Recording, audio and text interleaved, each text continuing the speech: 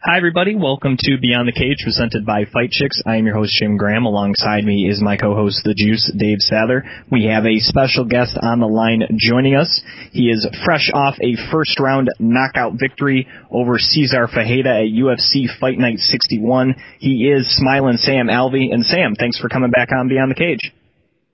Thanks for having me on, guys. I love being a part of your show. All right, of course, we had you on quite a while ago, and in that span we had Christmas, and of course I know you got wife and kids and everything, so how was your Christmas for 2014?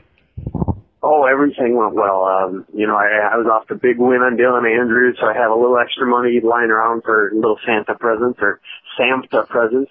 And then I had this new fight lined up, so it was a beautiful Christmas. I got to really enjoy myself, and got to introduce my newest child, my youngest child, to my family. So it couldn't have been better. And of course, New Year's was good as well? Yep.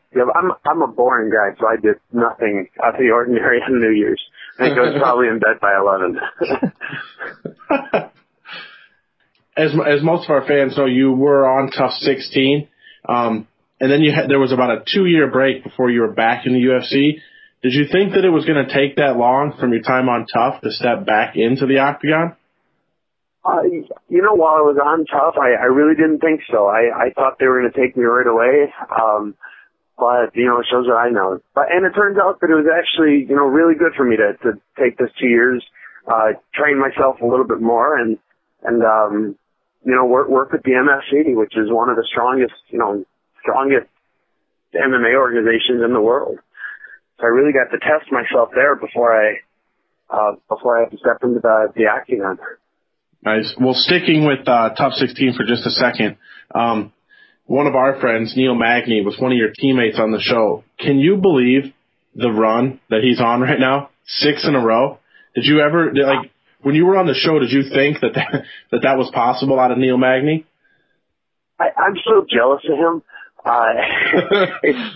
It's ridiculous. I mean, I'm sitting there and I keep, he's one of the few of the guys I still keep in contact with. And I'm watching him fight and I'm like, oh man, I want him to win, but I don't want him to get, 7 fights up on me. So I'm so jealous of him. He's doing fantastic. He's got all the skill in the world. So, I have power to him and I hope he makes it to 12. Yeah.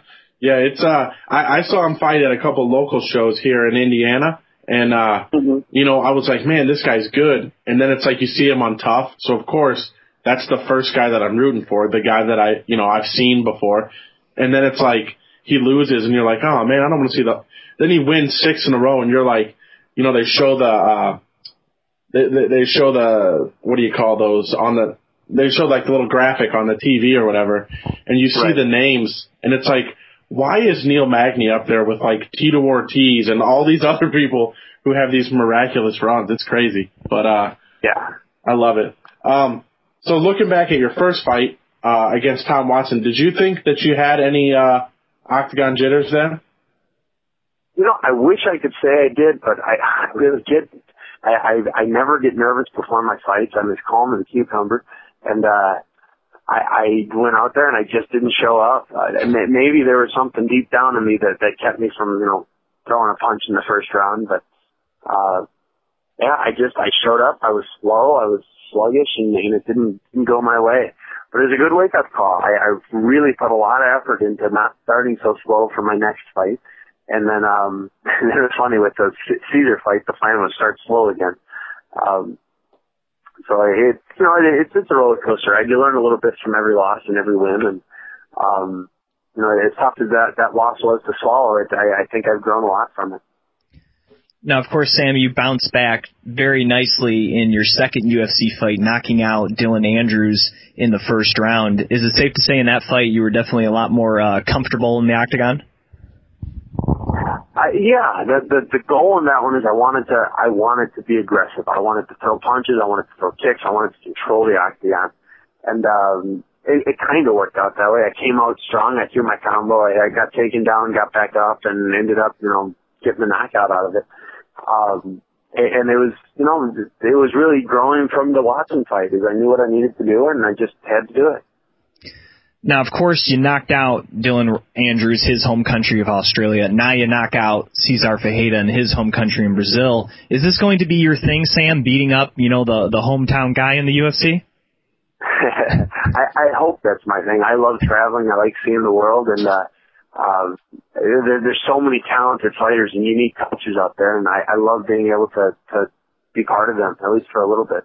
And Brazil was special because they started cheering me. It was unbelievable. I've been told all week how they're going to hate me and they're going to boo me and they're going to say, you're going to die, you're going to die. And then they started cheering me during the fight. Before the fight, they were happy to see me. They're maybe not cheering, but during the fight, they started cheering. And after the fight, they loved me. It was such a roller coaster with them. I had so much fun. That must be what it's like to be a pro wrestler. Like, they hate me, they love me, they hate me, they love me. That's... Yeah, I left the arena face. Yeah. Good face turn. Now, was that your first time ever down in Brazil? Yeah, I fought in almost every continent. I think I've got Africa I got to get to yet, and then Antarctica. Maybe that'll happen someday. But it was my first time in South America. And yeah, it was wonderful. It was beautiful. So you would definitely go back there and fight again? Yeah, just show me where to shine, and I'll be there. Now, one thing they mentioned on the broadcast, at least wanted to ask you, they mentioned the heat and humidity down there in Brazil was something like almost like 100 degrees, it was like 90% humidity. I know your fight didn't last long, but is that something that you were maybe worried about heading into the fight, the heat and humidity? It wasn't. It wasn't like that. It wasn't that warm. It was warm, but it wasn't that bad. And it was humid, but it wasn't that bad. Backstage, I made my room. I was the last one in my locker room, so I turned all the fans off, closed the doors. I made that room hot, like wrestling room hot. I wanted to sweat a lot. And a lot of people are commenting, my corner his shirt was soaking wet. That was all my sweat. He let me beat him up in the back, and I just sweat all over him. So when I got out to the ring, it actually felt kind of cool to me, because I had made it so hot in the back. Now, of course, you had the quick finish against Dylan Andrews. You weren't able to get a post-fight bonus that time around. Obviously, this time, another quick finish. You call out Dana White, hey, can I get a bonus? And then, lo and behold, you get your bonus. And that had to be pretty awesome for that to work out for you this time around, right?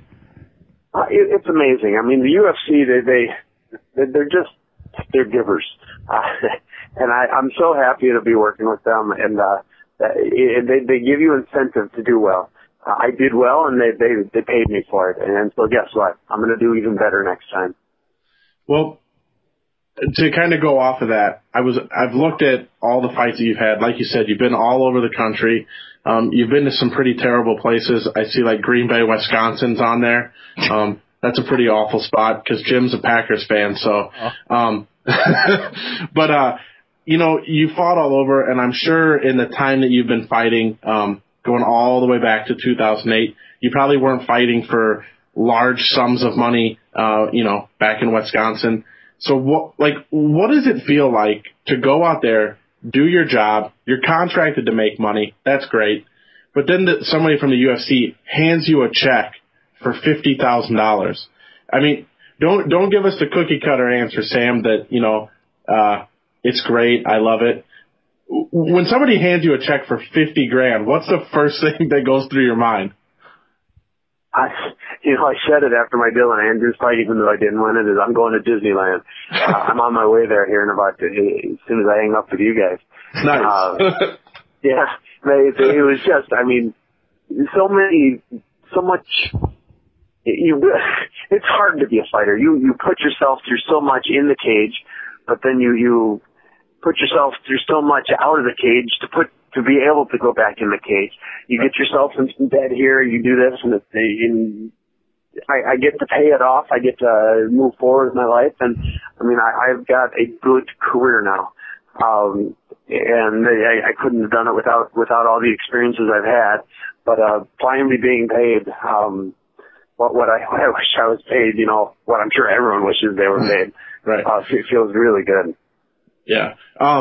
And one last question for me. So you keep knocking people out. Are we going to have to change it to like swinging Sam Alvey, or like the swinging, smiling Sam Alvey? Are we going to have to change the nickname around a little bit? I don't think my wife would like it if I became swinging Sam Alvey. Yeah. well played. But no, you know what? You got to remember, I smiled for a week and a half while I was down there in Brazil. I only threw 2 punches the whole time. So I don't know if swinging Sam Alvey quite sums it up. Oh, well. Hey, have you heard? I mean, come on. You've heard some of these nicknames. It's at least swinging Sam Alvey's got a ring to it. And, I mean, at least the video proves it. Some of these guys, I mean, we break down all these fights that are on Fight Pass and all that. Some of these guys get a little bit ridiculous with their, like, how about this? James Krause is fighting Saturday. James Krause, and then in parentheses it says, the James Krause. So his nickname is his name. I like swinging Sam Alvey better. Swinging Sam Alvey, it's got a ring to it. Well, I'll send you my address so that you can send all the what do you call it, the royalties. Jim Graham and Dave Sadler with Smilin' Sam Alvey here on Beyond the Cage, presented by Fight Chicks. And looking at that knockout victory there against Cesar Ferreira, in the post-fight you kind of mentioned that your strategy was to get kicked a bunch and then hope to finish him later on. You kind of said that tongue-in-cheek. Was that really your strategy for the fight against Cesar? It's kinda. The plan was lay back a little bit. I wanted to find out if he wanted to take me down or if he wanted to kick me. It was going to be one of the 2 options, and I kind of figured out he wanted to kick me after all the kicks he landed on me. So then it was just wait till I find the distance, which he was giving me with all of his punches, and and go from there. So I saw my opening. He moved forward with that little backwards elbow. And it just put me in range to finish him. Now, officially, looking at the fight metric stats, you were credited with 4 strikes. Is that the least amount of strikes you think you've thrown in a fight you've won?